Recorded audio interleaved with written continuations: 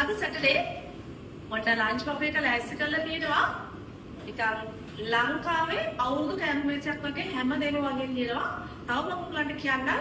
ඉතින් නෑ ගන්න යන්න ඕන නම් ඔයගලන්ට පෙරදන් සංසකෙන් ගෙවලා කියනවා.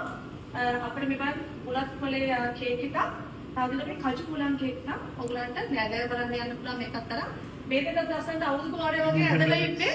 මම කියන්නම් ලන්ච් බෆේ එක අද බත් වර්ග දෙකක් තියෙනවා. රතු බත් එකක්, සුදු බත් එකක් තියෙනවා, ෆ්‍රයිඩ් රයිස් එකක්, සුවඳ කහ බත් එකක් තියෙනවා. මේක නම් කීරි සම්බෝලෙන් හදලා තියෙන මේ ලංකාවෙන් වෙන හාල් එකක්.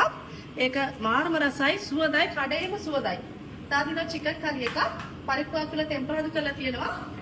තාදින මාතර රසට යපු මාඩම්බුල් කියලා එකක් තියෙනවා. ඔයගලන්ට උන මාතර මේ අවුරුදු ගෙදරකට ගියා වගේ අවුරුද්දට අන්න එකක් කන්න පුළුවන් අලතෙල් දාලා තියෙනවා. තාදින මුකුණු යන බැල්ලුවා. මේක ඇත්තටම වෙන්නේ හොස්පෝ කියන බ්‍රෑන්ඩ් එකේ සම්පත් වලින් තමයි අපිට මේක ගෙනත් දෙන්නේ.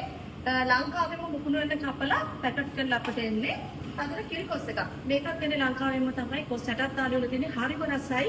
අද කෑම මේසේ පොල් සම්බන්ධ කුප්පින එකටම ගන්න යන්න. තව දිනවා උරුමස් කරි එකක්. තව දින සිංහල ලච්චාව එක. මේකත් මේ ලංකාවේ බලන්නකො මේ ලංකාවේ රූම් දාලා අවුමරිස් දාලා දස්වරුත් ලංකාවෙම තමයි. තව දින පොරොස් අච්චාව. ඒක තමයි මම කිව්වේ ලංකාවේ විදියටම අවුරුදු කෑම මේසයක් අපලක තියෙනවාද අපිට මිනිස් කරන් තියෙනවා. ඔයගලන්ට තව කැවිලි වර්ග තියෙනවා. අද ඔන්න කැවිලියක් ලෑස්ති කරන් ඉන්නවා තව. තව තියෙනවා රෑට අපේ කොල්ඩ් කැලේ ඩිනර් බෆේ එක තියෙනවා. රෑට මියුසික් තියෙනවා. ඔයගලන්ට ඉතින් මේ වගේ ගමේ රහට කැම්ප් එකකුත් කාලා රෑට සිංහපත් කියලා වෙන්න පුළුවන්. ඒකට එන්න හැමෝම ස්පයිස් ෆුඩ්ස්